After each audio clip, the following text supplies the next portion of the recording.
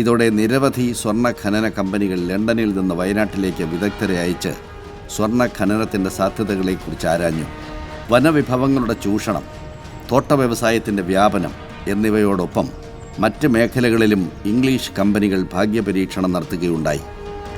വയനാടിൻ്റെ സമൃദ്ധി പരമാവധി ചൂഷണം ചെയ്യാനുള്ള ഈ മത്സരത്തിനിടയിലാണ് ഇവിടെ സ്വർണ്ണ നിക്ഷേപമുണ്ടെന്ന് 1798 ബോംബെ ഗവൺമെൻറ്റിൻ്റെ ശ്രദ്ധയിൽപ്പെട്ടത്. ജോനാഥൻ ഡങ്കനായിരുന്നു അന്ന് ബോംബെ ഗവർണർ. ബ്രിട്ടീഷ് ആധിപത്യം ആരംഭിച്ചതോടെ ഭരണാധികാരികൾ ഈ പ്രദേശത്തെ വിഭവങ്ങൾ എങ്ങനെ തങ്ങളുടെ ആവശ്യത്തിന് കൊള്ളയടിക്കാമെന്ന ചിന്തയിലായിരുന്നു. ഈ കാലഘട്ടം ലോകം മുഴുവൻ സ്വർണത്തിന് വേണ്ടിയുള്ള ഓട്ടമായിരുന്നു. അമേരിക്കയിലെ കാലിഫോർണിയ തീരത്തേക്കുള്ള കുടിയേറ്റം പ്രത്യേകിച്ചും സ്വർണത്തിന് വേണ്ടി മാത്രമായിരുന്നു. ആ അവസരമാണ് ജില്ലാ കളക്ടർമാർ വയനാട്ടിൽ നിന്നും മറ്റും ഇവിടെ സ്വർണ്ണമരിക്കുന്ന സമ്പ്രദായം രീതി നിലവിലുണ്ടായിരുന്നു എന്നുള്ള റിപ്പോർട്ട് കൊടുത്തിരുന്നു. ഇതോടെ നിരവധി സ്വർണ്ണ ഖനന കമ്പനികൾ ലണ്ടനിൽ നിന്ന് വയനാട്ടിലേക്ക് വിദഗ്ധരെ അയച്ച് സ്വർണ്ണ ഖനനത്തിൻ്റെ സാധ്യതകളെക്കുറിച്ച് ആരാഞ്ഞു.